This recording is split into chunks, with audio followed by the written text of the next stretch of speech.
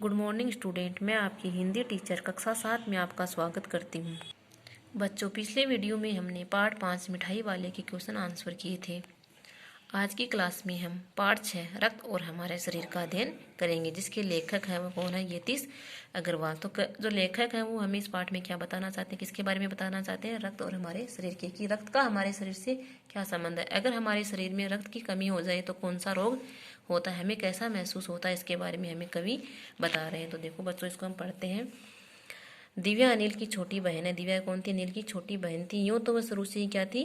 कमज़ोर थी, लेकिन कुछ दिनों से उसे हर समय थकान महसूस होती रहती, मन किसी काम में नहीं लगता, भूख भी पहले से कम हो गई थी। अस्पताल में उसे डॉक्टर ने देखा तो कहा, लगता है दिव्या के शरीर में रक्त की कमी हो गई। उसका भाई है वो अनिल, उसको अस्पताल ले जाता है। उसको देखकर डॉक्टर बोलता है कि मुझे ऐसे लग रहा है कि इसके शरीर में किसकी कमी हो गई है?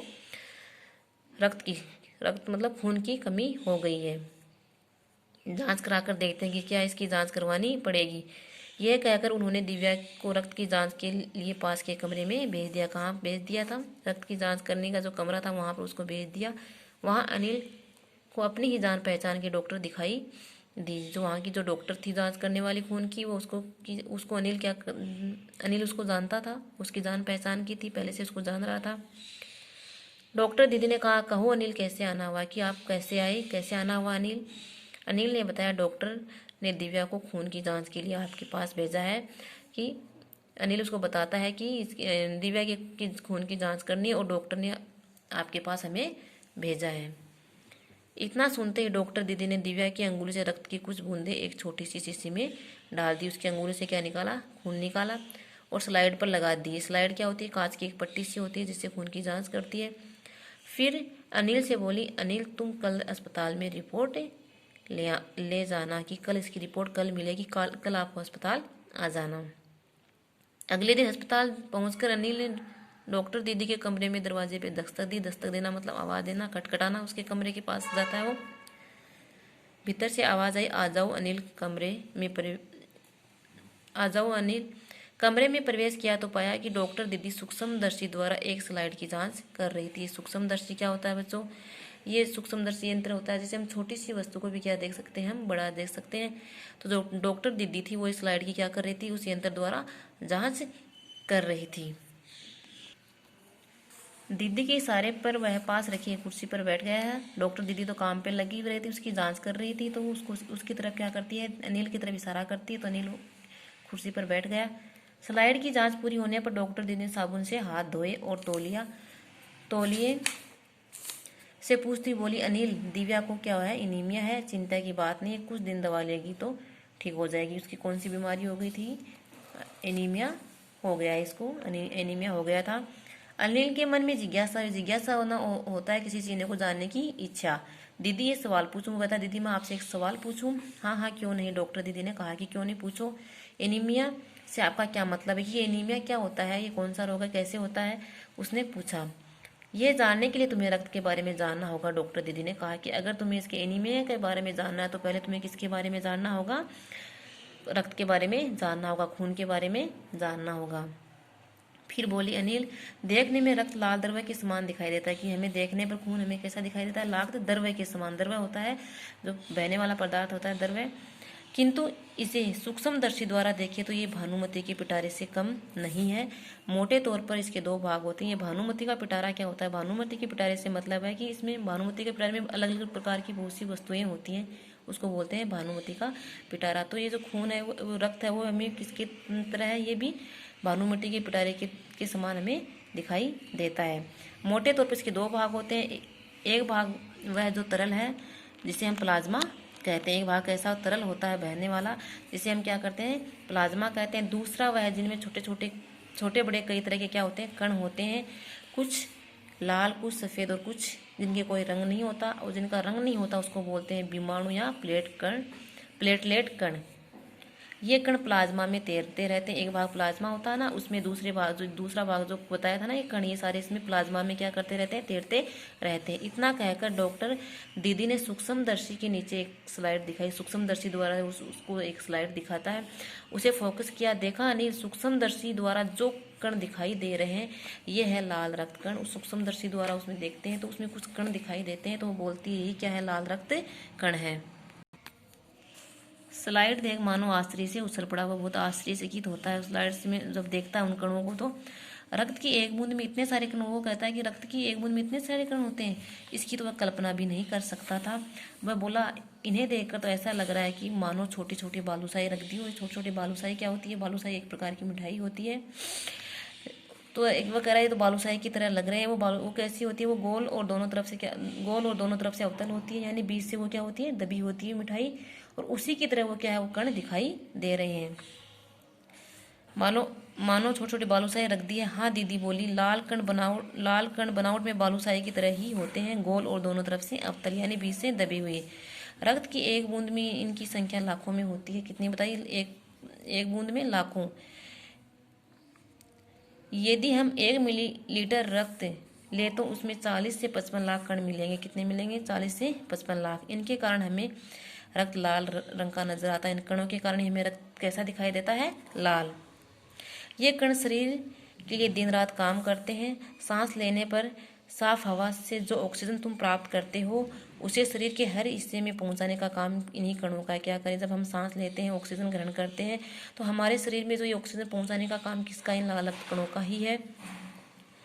इनका जीवन काल लगभग 4 महीने का होता है। इन लाल जो ये रक्त कण होते हैं, इनका जीवन काल कितना बताया गया है, 4 महीने का। 4 महीने के होते होते ये नष्ट हो जाते हैं। जब 4 महीने के हो जाते हैं ना, तो ये नष्ट हो जाते हैं, लेकिन एक साथ नहीं, धीरे धीरे, कुछ आज कुछ कल और कुछ उसके अगले दिन। ये कह रहा है कि एक साथ ये नष्ट नहीं होते, कुछ आज होते हैं, कुछ कल होते हैं और कुछ उसके अगले दिन। तब तो कुछ ही महीनों में खत्म हो जाते हैं। फिर अनिल पूछता है तो तब ऐसे ही अगर खत्म होते हैं, नष्ट होते हैं, तो फिर तो कुछ ही दिनों में खत्म हो जाते होंगे, अनिल ने कहा। यह सुनकर डॉक्टर दीदी मुस्कुरा उठी बोली नहीं, ऐसा नहीं होता। शरीर में हर्ष में नए कण बनते रहते हैं। जब नष्ट होते हैं तो हमारे शरीर में और नए कण बनते रहते हैं, जो नष्ट कणों का क्या लेते हैं, स्थान ले लेते हैं।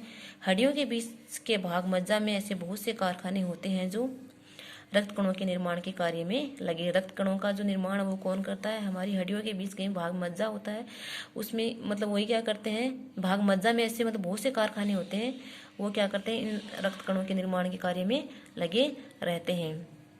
इनके लिए इन कारखानों को प्रोटीन, लोह तत्व और विटामिन रूपी कच्चे माल की जरूरत होती है। क्या किसकी जरूरत होती है, अगर रक्त कणों के निर्माण के लिए किनकी होती है, प्रोटीन की, लोह तत्व, विटामिन, मतलब हमें अच्छे संतुलित भोजन, अच्छे खाने की हमें आवश्यकता होती है। ऐसा खाना जिसमें क्या हो, प्रोटीन भी हो, विटामिन भी हो, लोह तत्व, इन सभी हमें ऐसा खाना खाना चाहिए जिनमें इन सभी की क्या हो, मात्रा में इन सभी की मात्राएं हो। यह पौष्टिक आहार लेते हो, मतलब ये किनसे मिलते हैं, हमें पौष्टिक आहार से। ऐसा हमें पौष्टिक आहार ग्रहण करना चाहिए जिसमें इन सभी की क्या है, मात्राएं मौजूद हो। किनकी, प्रोटीन की, लोह तत्व की और विटामिन की। और ये हमें किनसे मिलता है, वो देखो, हरी सब्जी, फल, दूध, अंडा और गोश्त में ये तत्व उपयुक्त मात्रा में होते हैं। तो ये हमें सभी किनसे मिलते हैं, हरी सब्जी, फल, दूध, अंडा और गोश्त, इनसे हमें इनकी आपूर्ति होती है। किन की आपूर्ति, विटामिन की, प्रोटीन की, आदि की। यदि कोई व्यक्ति उचित आहार ग्रहण नहीं करता तो इन कारखानों को आवश्यकता अनुसार कच्चा माल नहीं मिल पाता। नतीजा ये होता है कि रक्त कण नहीं बन पाते, रक्त में इनकी कमी हो जाती है, और लाल कणों की इसी कमी को क्या है, एनीमिया कहते हैं। हमारे शरीर में जब लाल रक्त कणों की कमी हो जाती है तो उससे कौन सा रोग हो जाता है, एनीमिया। और ये लाल रक्त की कमी हमारे शरीर में क्यों होती है, क्योंकि हमें कैसा अच्छा खाना हम नहीं खाते हैं, संतुलित भोजन नहीं करते हैं। तो इसके लिए हमें हरी सब्जी, फल, दूध, अंडे आदि का सेवन करना चाहिए। अगर हम इसका सेवन करेंगे, अगर हम प्रोटीन, लोह तत्व और विटामिन ये सभी जिनमें मौजूद हो ऐसा हम आहार ग्रहण करेंगे तो हमारे शरीर में क्या है, लाल रक्त कणों की क्या नहीं होगी, कमी नहीं होगी, और ऐसा रोग भी हमें नहीं होगा। इसके लिए हमें कैसा है, अच्छा भोजन ग्रहण करना चाहिए। आगे देखो, तो क्या संतुलित आहार लेने मात्रा से हम एनीमिया से बचे रह सकते हैं। कह रहा है अगर क्या हम संतुलित खाना खाएं, संतुलित भोजन जिसमें सभी प्रोटीन तत्व है, लोह तत्व और विटामिन सभी मौजूद हो, उसी खाने को क्या बोलते हैं, संतुलित आहार। तो कहते हैं कि अगर हम यह ग्रहण करें, कौन पूछ रहा है, अनिल पूछ रहा है, तो हम एनीमिया से बच सकते हैं। अनिल ने सवाल किया। अनिल ने पूछा। दीदी बोली हाँ, ये कहना काफ़ी हद तक सही होगा। यूँ तो एनीमिया बहुत से कारणों से हो सकता है, किंतु हमारे शरीर में इसका सबसे बड़ा कारण पौष्टिक आहार की कमी है। लेकिन ऐसे तो इसके बहुत से कारण होते हैं, लेकिन इसका सबसे बड़ा कारण यही बताया जा रहा है कि अगर हम पौष्टिक भोजन ग्रहण करें तो हम इसकी कमी से बच सकते हैं। इसके अलावा इस रोग का एक और बड़ा कारण है पेट के कीड़ों का होना, और इसके कारण और बता रहा है कि हमारे जब पेट में कीड़े पड़ जाते हैं ना, इसी से भी ये रोग हो जाता है। ये कीड़े प्राय दूषित जल और खाद्य पदार्थों द्वारा हमारे शरीर में प्रवेश करते हैं। ये जो कीड़े वो कहाँ से मिलते हैं, जब हम दूषित जल पीते हैं या हम अच्छा खाना नहीं खाते हैं, हम गंदा खाना खाते हैं, तो उसके द्वारा हमारे शरीर में ये पहुँच जाते हैं। इससे बचने के लिए आवश्यक है कि हम पूरी सफाई से बनाए खाद्य पदार्थों को ही ग्रहण करें। इससे अगर हमें बचना होता है, हमें अच्छा खाना चाहिए। भोजन करने से पूर्व हमें अच्छी तरह हाथ धो लें, साफ पानी पिए। हमें खाना खाने से पहले हाथ धोने चाहिए और पानी हमेशा के साथ पीना चाहिए, साफ पानी पीना चाहिए। और हाँ, अनिल और बताते हैं कि एक किस्म के कीड़े भी हैं जिनके अंडे ज़मीन की ऊपरी सतह में पाए जाते हैं, कि कुछ एक कीड़े ऐसे भी होते हैं जो हमारी ज़मीन की ऊपरी सतह पर पाए जाते हैं। इन अंडों से उत्पन्न हुए लार्वा त्वचा के रास्ते से शरीर में प्रवेश कर आंतों में अपना घर बना लेते हैं, कि ज़मीन पर होते हैं। और जब हम नंगे पैर घूमते हैं तो इससे क्या है, ये हमारे जो इनकी लार्वा त्वचा के रास्ते से क्या है, हमारे शरीर के अंदर पहुंच जाते हैं। इन अंडों से उत्पन्न हुए लार्वा त्वचा के रास्ते से शरीर में प्रवेश कर आंतों में अपना घर बना लेते हैं। इससे बचने का सहज उपाय यही है कि शौच के लिए हमें शौचालय का प्रयोग करें। अगर हमें इससे बचना हो तो हमें किसका प्रयोग करना है, शौच के लिए किसका जाना चाहिए, शौचालय का। बाहर नहीं जाना चाहिए मिट्टी में, और इधर उधर क्या नंगे पैर नहीं घूमे। हमें अपने मतलब जो घूमते हैं तो नंगे पैर नहीं घूमना चाहिए। अगर हम नंगे पैर नहीं घूमेंगे तो इस कीड़ों से हम बच सकते हैं जो हमारे शरीर में त्वचा के रास्ते से प्रवेश करते हैं। तो बच्चों, आज की क्लास में हम इतना ही पढ़ेंगे। मैं आशा करती हूँ कि आपको ये समझ में आ गया होगा। आपको इसको फिर से अपने घर पे इसको पढ़ना है, और आगे का हम अगली क्लास में पढ़ेंगे। Have a nice day.